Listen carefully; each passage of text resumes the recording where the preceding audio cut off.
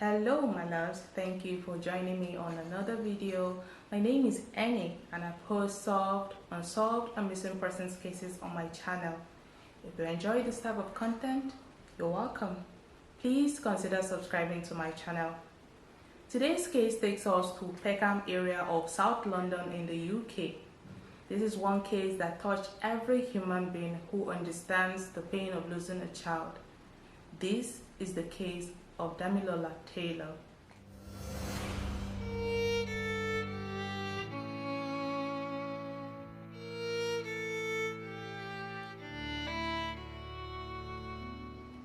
Damilola Taylor was born on December 7, 1989 in Lagos, Nigeria. He was Yoruba by tribe. His father was Richard Taylor and his mother was called Gloria Taylor.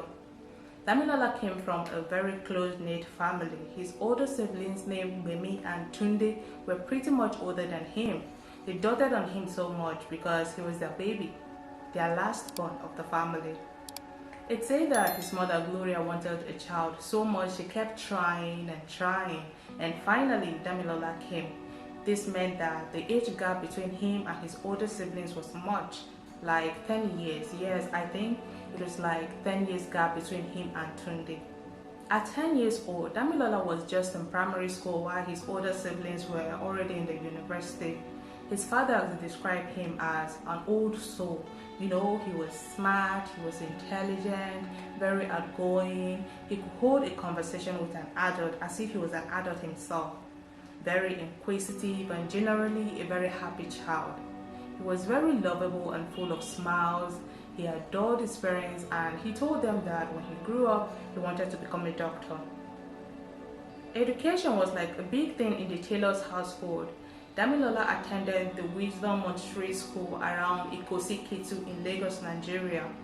Richard Taylor, Damilola's father, was a senior civil servant in Lagos, so he had the resources to send his kids to good school. Damilola was in a private Montessori school. The family was doing pretty good for themselves. They were not suffering at all.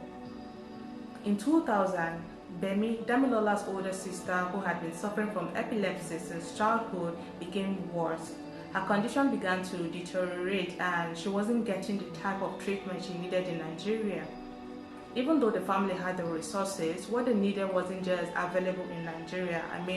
Nigeria at the time didn't have the advanced level of Medicare. Until this day, they still do not have the advanced Medicare compared to UK.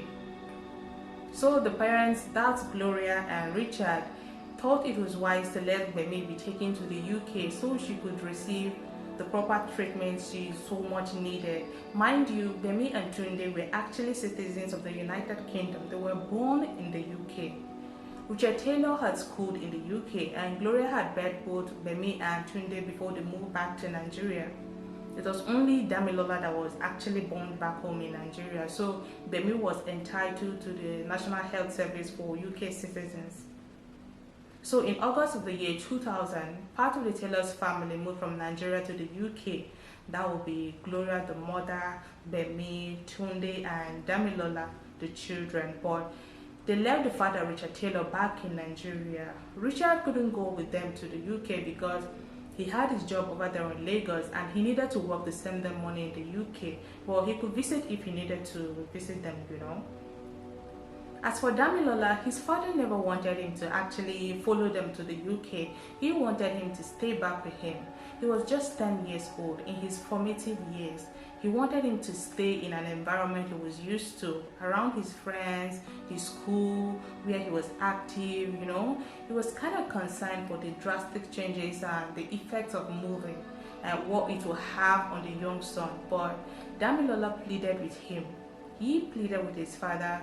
He even recruited his mother to plead on his behalf. He wanted to experience the UK, to stay with his mom and siblings. So Richard and him came to an agreement that he would go with the rest of the family quite okay, but he would return to Nigeria after only 3 months. Fair enough, it was better than not going to the UK at all, so Damilola accepted his father's offer. When the family arrived in London, they needed a place to stay. at least temporarily until they could figure it out. So they joined a family member. I think she was a great aunt at their home in North Peckham Estate in South London. The apartment wasn't that big, but it could do for the time being. Gloria wasn't working, so they were all depending on Richard to support them from Nigeria. Bemi started her treatment, Tunde get admission into school, and he also got a part-time job to help out with the bills. Then little Damilola started school as well. Adjusting was not easy. I mean, it was a new life altogether. Peckham at the time was said to be a relatively poor area with no job opportunities for the youth, with over half of the population earning less than £150 a week compared to the national average of about £400 at the time. Hence a growing crime rate. It was like a complete contrast to what the Taylors were used to back home in Nigeria. They were not exposed to all of this, plus the small cramped space they had to share was like trouble, but Bemi needed to be here and this was what they could afford for the time being, so for her sake they just made it work. Meanwhile, at school, Damilola seemed to be doing quite well. He didn't find it difficult to fit in at all. He just showed his schoolmates his football skills and boom, they all wanted him to play with them. Football is like a big thing in the UK, so it is in Nigeria as well. So Damilola made new friends at school and bonded over the game of football. He was an amazing goalkeeper, so if you don't want your team to lose, you just get Damilola on your team. He was at that age a supporter of Manchester United and Liverpool. I saw somewhere that he asked his mother to get him a new pair of football boots shortly after arriving in London, and she did, and he was very happy about it. As per his studies, Damilola was doing well and taking it seriously. He was serious about becoming a doctor so that when he grew up, he could help other people like his sister who was going through a lot with her epilepsy and the complications that came with it. After a couple of weeks at school, on one of the occasions he would speak to his father, he begged him to let him stay back in the UK. By the way, Damilola's school was the Oliver Goldsmith Primary School in Peckham. Remember, they had agreed on Damilola staying for just 3 months only, but now the boy wanted to stay permanently, at least until Bemi was well enough to return back to Nigeria. He told his father how great his school was, how well he had adjusted and was doing good with his studies. He told his father he had just been made a prefect, how his school had computers and internet access which he didn't have back home in Nigeria. He basically pitched his staying back in London to his father, and Richard, he just wanted his son to be happy, so he accepted that Damilola could stay. This decision would later on haunt him for the rest of his life, so to speak. Apart from Damilola having a good time in London, he was also having a bad time from bullies in the area. You know how I said earlier that Peckham area was not an ideal place at the time? So Damilola was being targeted by the other group of boys, like this other group of boys in the area. It wasn't like a new thing in the area. It was said that to be fully safe, you needed to have friends whom you moved around with in groups, as if you were alone, you become a target. At this point, Damilola was just, I think it was about 2 months or so in London. He hadn't had the chance to form a group of friends, even though he did have friends. They lived in different estates, so it wasn't feasible to always be around each other all the time like that. Being so studious, which is a normal thing in Nigerian families, he was new at school, quite okay, but he was excelling and becoming a prefect in a matter of months. He was just an easy target for those who weren't taking school seriously, who saw him like, oh, this Nigerian boy just came and he's all acting up like he's smarter than us and all of that. These older boys would bully Damilola for his skin color, his Nigerian accent. They would make fun of him, they would drag him around, constantly imitating him and calling him gay for whatever reasons. It's not like Damilola looked like gay or he even acted that way. They just wanted to punish the boy for being himself. They would push him around, but Damilola told no one about this. His mother didn't even know that her son was being bullied at school. So after school each day, Damilola made it a habit to go to the Peckham library to go do some more studies. And each blessed day that he walked to and from that library, a new set of older boys would harass him for no reason. They just were trying to intimidate him into giving them his belongings, or just to mock him and bully him, or to make him a part of the gang, which he wanted to no part of at all. Damilola went to one of the two schools in the area which had most of the black kids and the minorities. Then there was another school whose population was mostly white. So you see, there was some sort of a rivalry going on between the two schools. Damilola was enduring all the bullying without reporting. So after school every day, he and his close friends, John and Grace Boyega, will go to the library and study. Then they will play a bit before they all walk home to their various houses. But on the 26th of November 2000, Damilola comes home after school and opens up to his mother about what he has been going through at school, how he has always been harassed and bullied. I'm thinking at this point that something must have happened for him to decide, you know what, I'm going to tell my mom about what I'm going through. Gloria was furious. Nobody wants their child to be bullied. It's a very, very bad situation and a very sad one too, but unfortunately, a lot of children are still going through this, and no matter how much sensitization is done on bullying, it still persists.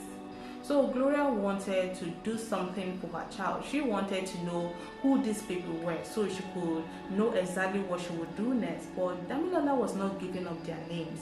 I mean, it wasn't just one set of boys, so probably he actually didn't even know their names, or he just didn't want things to escalate. He didn't want his mother, who is a typical Nigerian mama, to go confront this kid so they won't come after him afterwards, making the whole situation worse for him. So what Gloria could do was to walk her son to school the next day, being the 27th of November. There was no incident on their way at all, so all seemed to be fine. But when school came to a close that day, Damilola, as usual after school hours, proceeded to the library to study. He was there up until I think 4:50 p.m.-ish. He was seen on CCTV surveillance in front of the library playing happily as he left the premises. The walk from the library to the North Peckham estate where they lived was not so far, so he was expected home at a certain period of time. But unfortunately, Damilola, after being seen jumping and happily playing as he made his way home, never arrives home. When it was past the time when Damilola was supposed to have gotten home, his mother Gloria began to worry. I mean, just the day prior, Damilola had complained about being bullied, so her thoughts were just running wild. So what if these boys had cornered her son once again and done something to him? She couldn't stay still, so she goes out and starts retracing Damilola's steps, following the exact path on Blake's Road which he should have followed home. She was asking everybody she met on the road if they've seen Damilola, but nobody had seen him. At this point, panic had set in. She started retracing his step again, like where he would have followed back home when he's coming back from school. When she was returning back to the estate, just a few more streets from the apartment where they lived, she was greeted with police blue lights. A group of people were gathered in the area. There was like a tape of the crime scene tape. The area was taped up. It was a full-blown crime scene, and immediately her heart sank. Her gut told her whatever had happened there, it was to her son Damilola. So she seeks out a police officer and asks what was going on. It was then that she was told that a young boy was badly hurt and he had been taken to a hospital. At this point, she had not been told if he was alive or not. As she gave description of her son, it was confirmed at that point that the young boy was indeed Damilola Taylor. So what exactly had happened to 10-year-old Damilola between the time he had left the library in Cronin Street and the time the cops were called on Blake's Road? That evening, as Damilola left the library, he said his goodbyes to his friends John and Grace Boyega, yes, the very popular John, who is an actor, as they had to go to their own home. The camera picked him at different spots as he walked home wearing his silver jacket his mother had just bought him. According to the police, he got about 400 yards to the estate where he lived. In fact, he was almost home when this group of older boys that had been bothering him cornered him once again on Blake's Road. For what? Just to bully him per usual. They wanted something from him, anything they could take, but Dami was empty-handed. He had nothing to give to them. And even if he did, he wasn't willing to part with anything. His shiny silver jacket was something they would have wanted. It was nice and new, but as Damilola refused, they tried to rough handle him. They tried to rough him up to make him give in. Damilola didn't want any part of all of this. He just wanted to go back home to his mother. Whatever transpired from here on, it's not clear, but one of these boys grabs a bottle that was just laying there, smashed it, or it was already smashed, I'm not sure. He then drives it into Damilola's left thigh. That wound was really bad. It severed a femoral artery and Damilola began to spill red vital fluids all over the place. It wasn't drops, it was like gushing out. It was serious bleeding. These boys then ran off. They left Damilola on the floor with this deep cut on his leg. They didn't call for help, they just left. Damilola, as smart as he was, saw that he was losing a lot of vital fluid, so he tried to get home as soon as he could so that he could get help. He could still move, but slowly and painfully, so he staggered along. At a point, he saw that his situation is becoming worse and made the mental note that I'm not going to make it home, so he branched to the nearest estate that was nearest to him at that time, so he could at least call for help. This estate that he saw had this side stairway that led from the outside up into the building, then it branches into different apartments inside. Damilola got to this outside stairway and began to walk up the stairs slowly and in pains, leaving a massive trace of vital fluids behind him as he climbed. At this point, he had lost a lot of it and he was getting weaker and weaker as he went up the stairs. I saw pictures of the stairways and this 10-year-old boy did an amazing job dragging himself up that steep concrete floor. Well, when he was almost at the top, he collapses to the floor. I'm thinking he was too weak to even yell or ask for help because he didn't call out at this point. So he just lay there on the cold concrete floor, going in and out of consciousness. So a man who lived in that particular estate where the stairway was walking home from his job as a carpenter, and he passed by the entrance of the stairways and he notices the bright red stains on the concrete going upwards. This wasn't just drugs, this was like pools of red fluids. Immediately he knows that whatever had happened to that person going up in that condition, it was serious. So he follows the trail until he comes across Damilola on the floor on top of the stairways. He immediately began to yell and scream for help, and as people heard him, they ran to the top of the stairways. Meanwhile, he grabs Damilola and tries to make him as comfortable as he could as he called for the police and the ambulance. He literally, according to reports, told emergency services that Damilola was going, you know what I mean? At this point, Damilola looks up at him and says to him with a reassuring smile on his face, "I am okay." Then he fades into unconsciousness, and that was said to be the very last things that Damilola said. I listened to the call this man made to the emergency services and it was heartbreaking. He tells them to hurry to Blake's Road or Southampton Way, SE15, where a boy was bleeding. He goes on to say this boy was approximately 12 years old and he had lost a lot of, vital fluids, and as he was still being questioned, he just added, he's going. I think that was the time that Damilola just slipped into unconsciousness for the last time.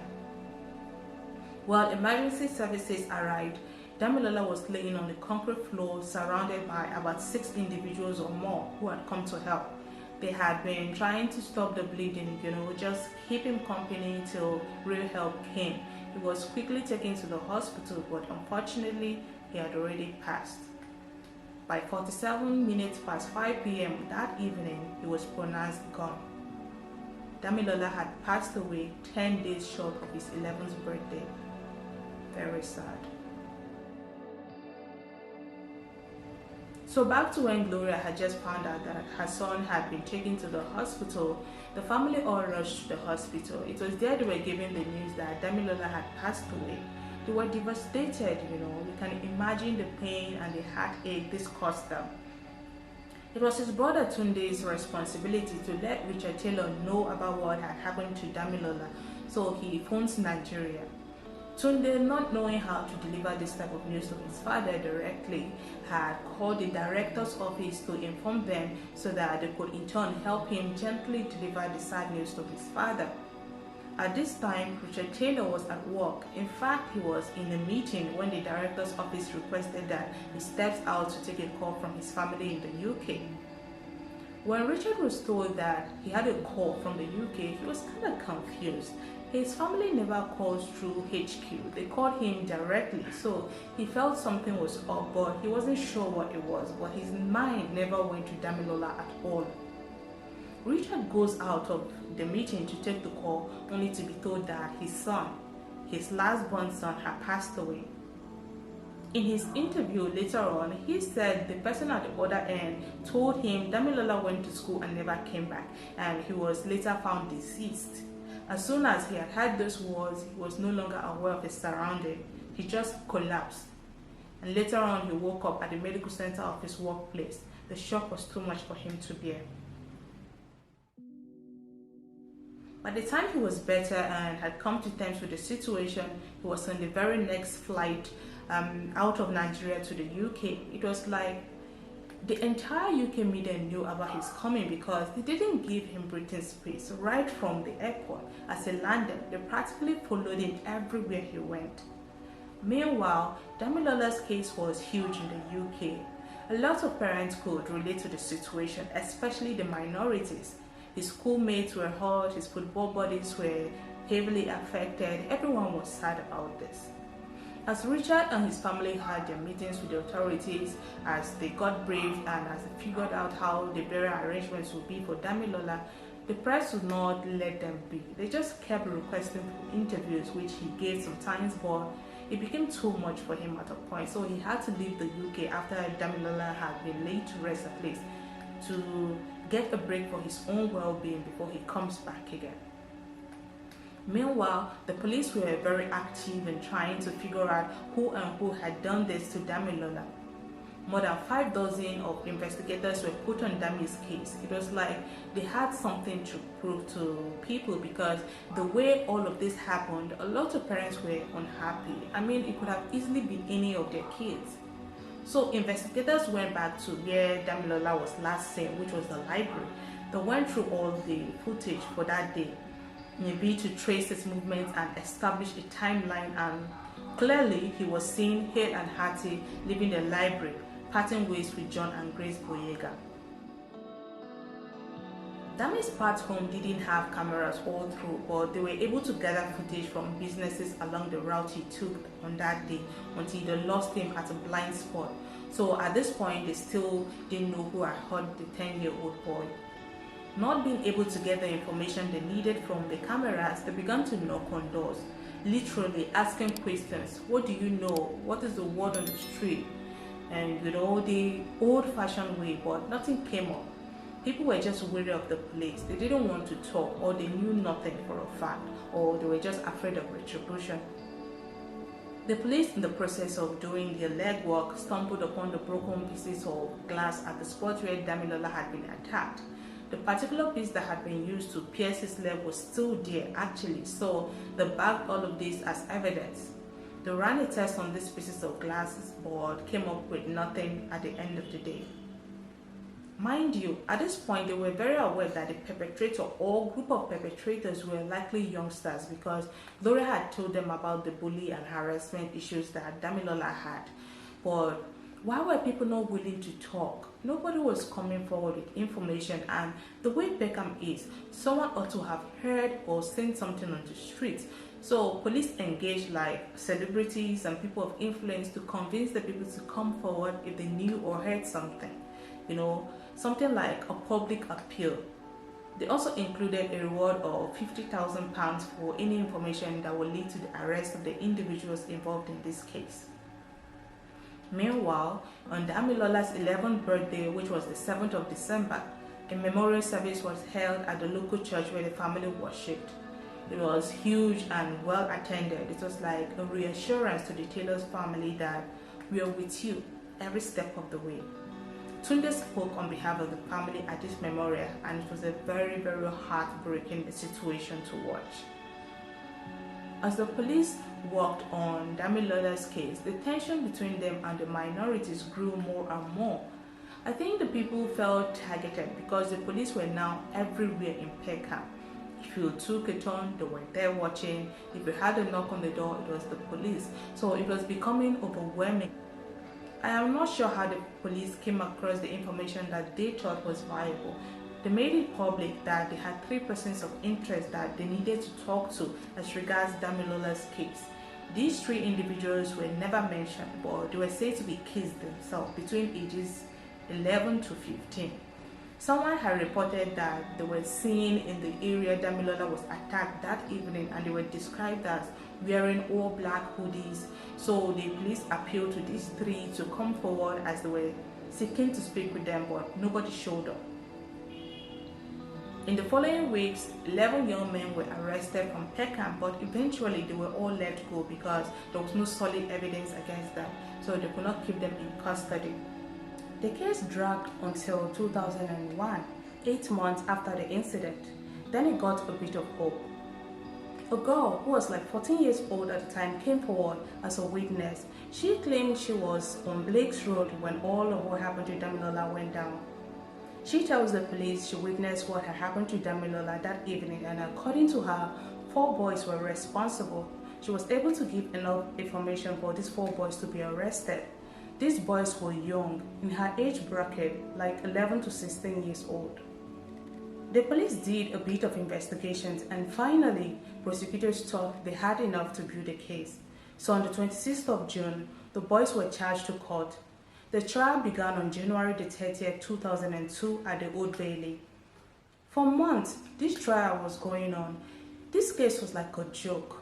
These boys who were on trial, I don't think they understood the gravity or the seriousness of the offense they were being accused of.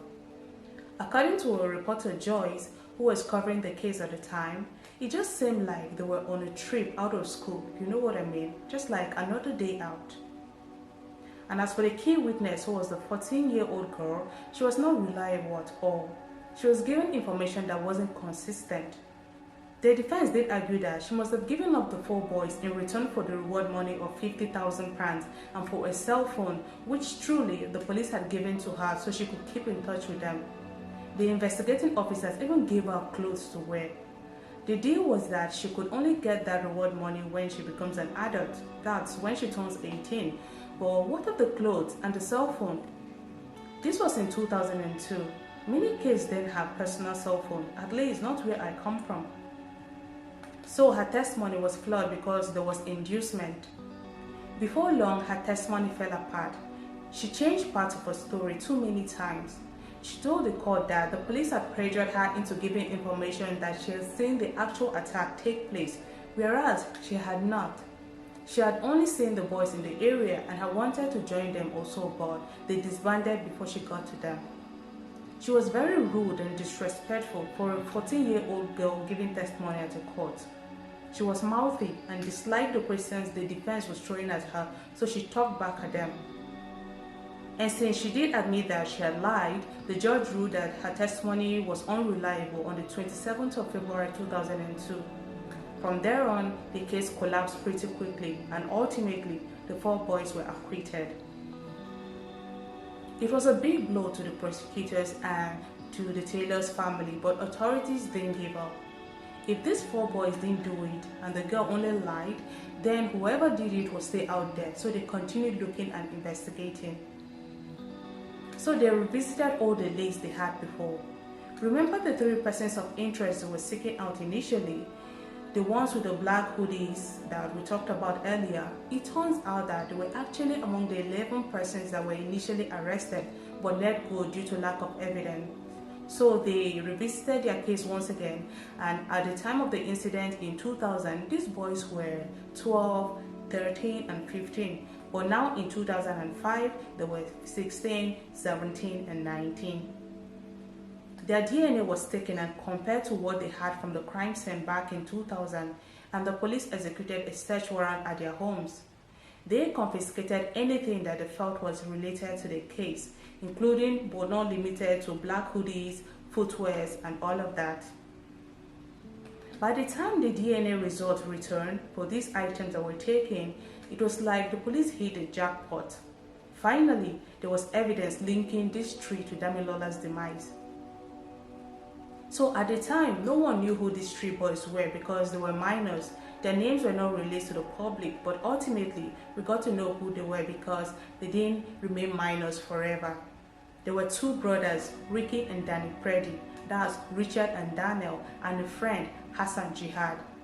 Hassan, we already knew who he was because he was 19 at the time, so his pictures and his names were already released. Even after all the years that had passed, Damilola's vital fluids were still found on Danny's shoes. It was a Reebok pair of trainers, and it was also found on his brother Ricky's black sweatshirt. Like the cuff of the shirt, that was where the fluid, the red vital fluid from Damilola was found. Then there was also a lot of fiber exchange between Damilola and them. Damilola's clothes that he had on at the time of the incident had fibers from their clothes, and the three had fibers from Damilola's clothes on their own clothes. The three were then arrested and in custody as the prosecution prepared their case. As the case went to trial on the 23rd of January 2006, the defense team didn't try to argue that these boys didn't do it. Knowing the level of evidence that the prosecution had against them and knowing they were all facing first degree, they began to push for manslaughter. They argued that the boys were indeed at the scene. They had been in a fight with Damilola, and in the process, Damilola had fallen on broken glass and got caught. Their only crime was running away from the scene and not reporting or calling for help. They didn't premeditate the act.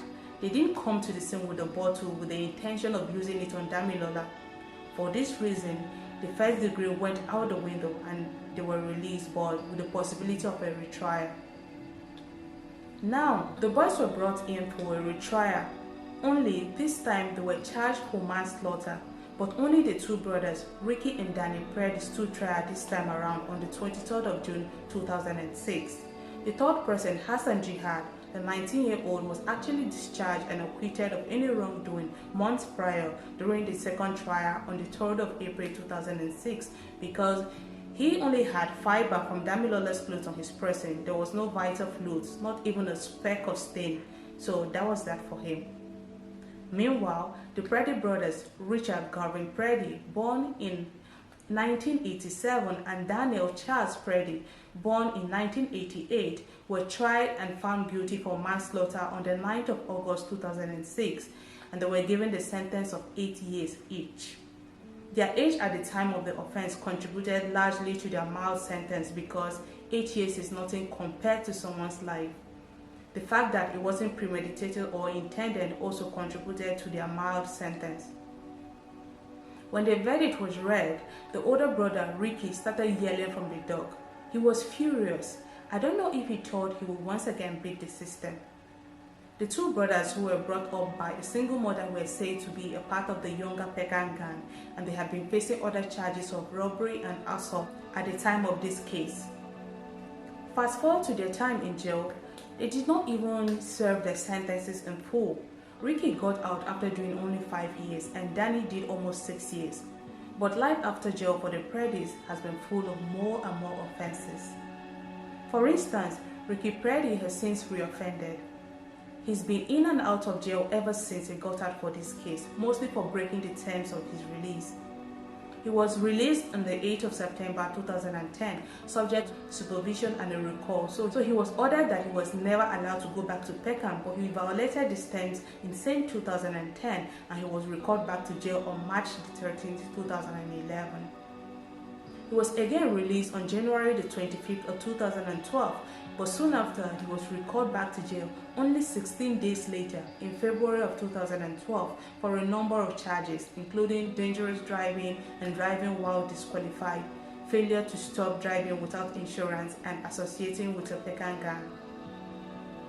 He was again released in July of 2012, but rearrested again in December of 2013 following a high-speed chase on a motorbike. In 2017, he was jailed again, this time for 6 weeks for driving offenses and then another 4 weeks for refusing to appear in court. And he also tried to run over a female police officer in February of 2020. For all of that, he was given 4 years. He was a troubled man and he couldn't just stop offending. Meanwhile, for the Taylors, life without Damilola had been extremely difficult. Richard and Gloria set up a foundation in Damilola's name just 1 year after his passing.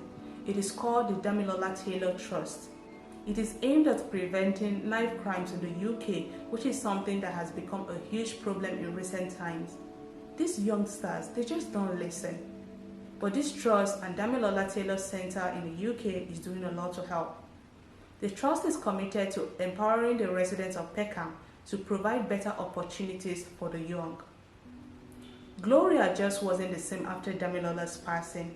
She eventually passed away about 2 years after the conviction of the Preddy brothers on the 8th of April 2008. Richard remembers his son very fondly. In an interview, he said he will always carry the grief in his heart. Sometimes he wonders if Damilola were to be alive, perhaps he would be a doctor like he always wanted. 19 years after his passing, Damilola was remembered in a moment of silence at his big brother Tunde's wedding. He will never be forgotten. This case, at the end of the day, took about £60 million, took nearly 6 years and 3 trials and 7 defendants to finally get justice for Damilola. At least it was all worth it. So that's all I have for you today, guys. If you like this video, consider subscribing and giving it a thumbs up. Let's learn to teach our children the dangers of bullying so another child does not get hurt like Damilola. Until next video, bye.